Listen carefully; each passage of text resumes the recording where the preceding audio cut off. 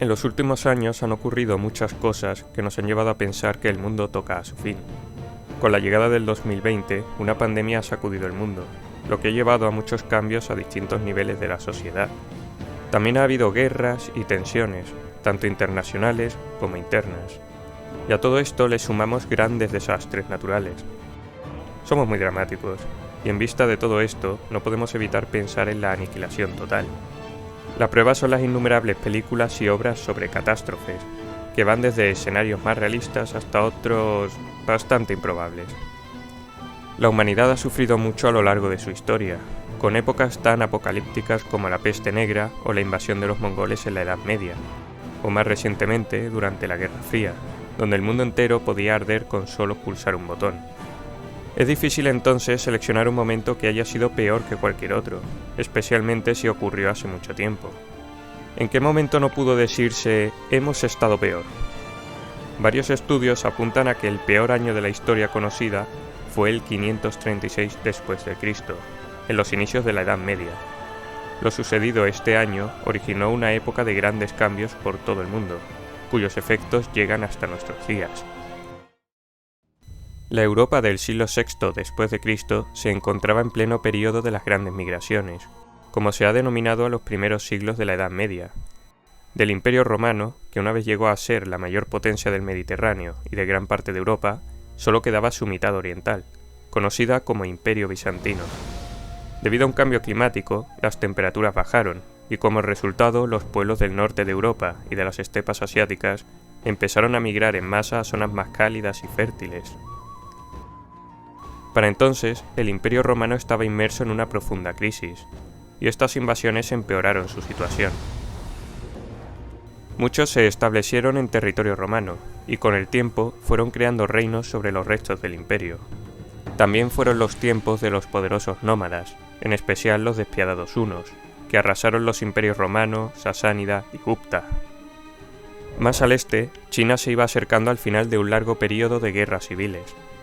Aunque dividida, esta época vio la expansión de la cultura china y del budismo, además de grandes avances en campos como la tecnología, la medicina o la astronomía. Al otro lado del mundo, América vio el desarrollo de numerosas culturas, en especial Teotihuacán, en el actual México. A principios de año, el hemisferio norte quedó cubierto por una nube de polvo. La hipótesis más extendida es la de la erupción de un volcán, la cual habría provocado el conocido como invierno volcánico. Este fenómeno tiene lugar cuando una erupción manda grandes cantidades de ceniza y ácido sulfúrico a la atmósfera, creando una pantalla que refleja la radiación solar y reduce la temperatura. Hay varios candidatos, incluyendo Islandia, Norteamérica o la caldera del lago Ilopango, en El Salvador. Cualquiera de estos volcanes habría lanzado hasta 1 millón de toneladas de sulfuro a la estratosfera, donde los vientos habrían propagado la nube por todo el planeta. La evidencia de esta erupción puede encontrarse en las capas de hielo y en los anillos de los árboles. Las marcas de sulfuro son especialmente altas en las capas del año 536, pero también en el 540. Los investigadores del proyecto Past Global Changes sacaron muestras de árboles en el macizo de Altai, entre China, Rusia, Mongolia y Kazajistán, y las compararon con otras de los Alpes. A pesar de la distancia, los anillos revelaban unas condiciones idénticas durante el verano del 536 y durante la década siguiente. La conclusión es que fue uno de los veranos más fríos registrados en el hemisferio norte. ¿Qué consecuencias tuvo este enfriamiento? Las nubes de ceniza redujeron la temperatura media global en 2 grados, suficiente para arruinar las cosechas. En el pasado, la economía de cualquier sociedad dependía principalmente de la agricultura, de modo que una mala cosecha suponía un grave impacto, especialmente si se prolongaba.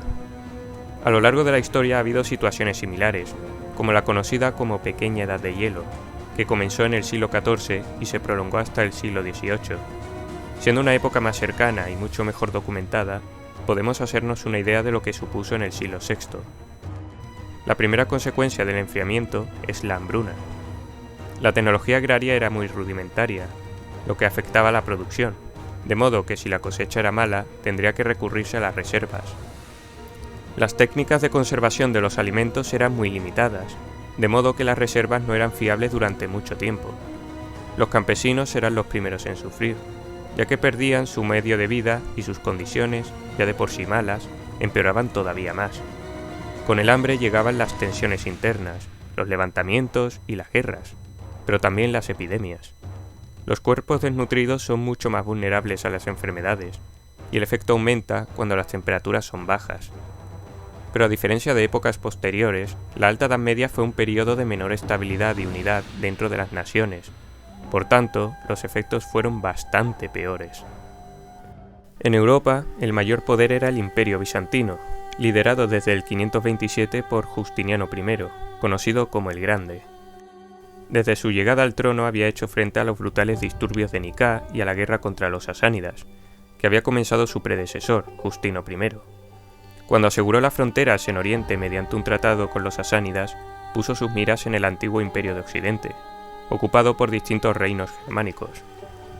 En el 533 comenzó la ambiciosa campaña de reconquista, al mando del célebre general Belisario, desembarcando en el norte de África, donde los vándalos habían establecido su reino. Fue durante estas campañas cuando Procopio de Cesarea informó de que el sol emitía su luz sin brillar, como si fuese la luna, durante todo el año, exactamente como si fuese un eclipse. Continúa diciendo: y desde el momento en el que sucedió, los hombres no eran libres ni de la guerra, ni de la pestilencia, ni de ninguna otra cosa que llevase a la muerte. 2 años después, cuando los bizantinos se encontraban en plena invasión del reino ostrogodo en Italia, Casiodoro detalló los efectos del cambio climático en una de sus cartas.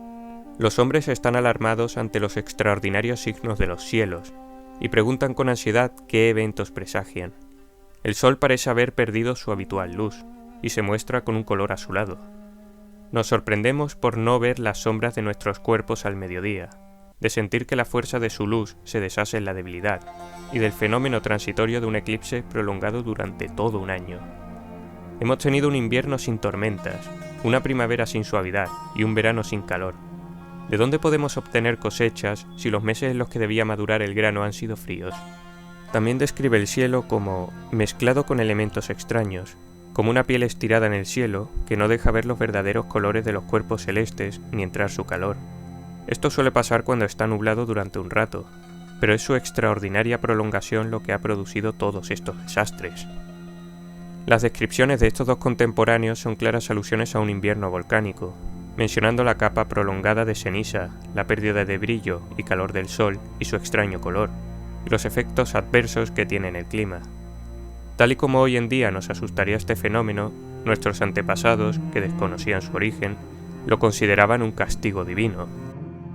El terror aumentaba a medida que las estaciones cambiaban radicalmente, lo que arruinaba las cosechas y amenazaba la existencia. Pero también tenemos registros más allá del Mediterráneo. Varios anales irlandeses, como el de Ulster e Innisfallen, registraron escasez de pan durante esos años. Los Annales Cambriae mencionan una gran mortalidad en Britania e Irlanda. En distintas partes de Asia se habla de una niebla densa y seca. Las zonas frías de las estepas se volvieron prácticamente inhabitables, lo que aumentó las migraciones de nómadas, tanto al este, hacia China, como hacia el oeste, hacia Europa y Oriente Medio. En China, las crónicas informan de una gran sequía al norte, con heladas en julio e incluso mencionan nevadas en Qinzhou que arruinaron las cosechas en agosto. En septiembre, una hambruna azotó las regiones del norte, que en diciembre empeoró tanto que el gobierno envió a inspectores para investigar a los famélicos refugiados que rondan al norte del río Amarillo. En la provincia de Shanxi, la hambruna hizo que la población recurriese al canibalismo, y que entre el 70 y el 80% muriesen. Un edicto ordenó enterrar los cuerpos en todas las provincias como resultado de la sequía.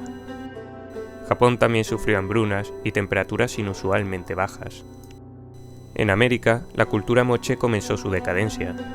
Se piensa que los cambios en el clima alteraron el fenómeno del Niño, lo que provocó grandes sequías que hicieron perder el poder a la élite, aumentando los conflictos internos.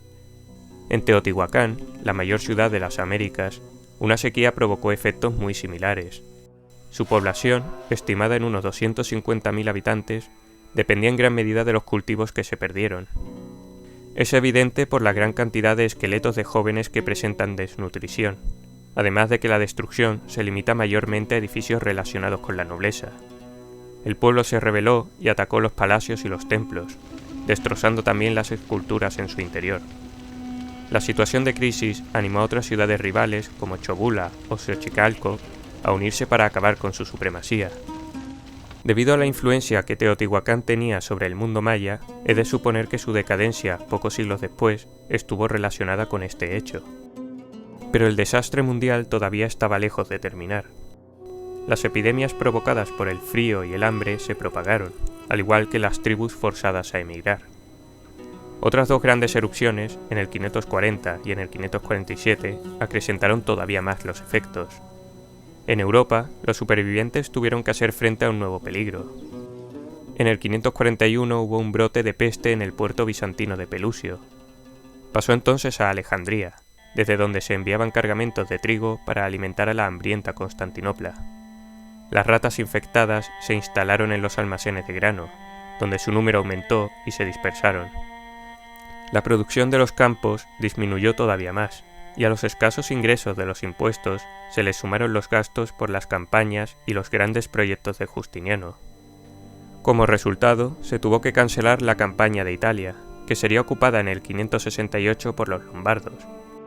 El imperio entró en decadencia, mientras que la peste se cobró entre 15 y 100 millones de vidas, lo que equivalía al 25 o 60% de la población europea de entonces. Pero aún con semejante desastre, hubo zonas, como la península arábiga, que se beneficiaron. Las lluvias hicieron que hubiesen más pastos disponibles, y por tanto era posible disponer de más camellos, que eran muy importantes para su medio de vida. Arabia estaba habitada por numerosas tribus, consideradas poco civilizadas en comparación con sus vecinos.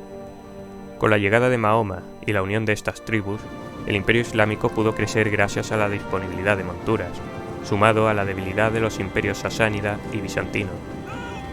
La crisis duraría aproximadamente un siglo, cuando aumentó la demanda de plata, la cual sustituyó al oro como moneda dominante. La amenaza de estas pequeñas edades de hielo seguirían apareciendo durante los siglos siguientes, como la del siglo XIV o más recientemente la de 1816, cuyos paisajes inmortalizados en cuadros nos dan una idea de lo que pudieron ver nuestros antepasados en el 536. En conclusión, la humanidad ha afrontado grandes peligros a lo largo de su historia, y en algunos momentos ha estado cerca de la aniquilación total. Esto nos demuestra lo efímera que es la vida, y que a pesar de los avances y de la fuerza de la civilización, seguimos siendo insignificantes frente a las fuerzas de la naturaleza.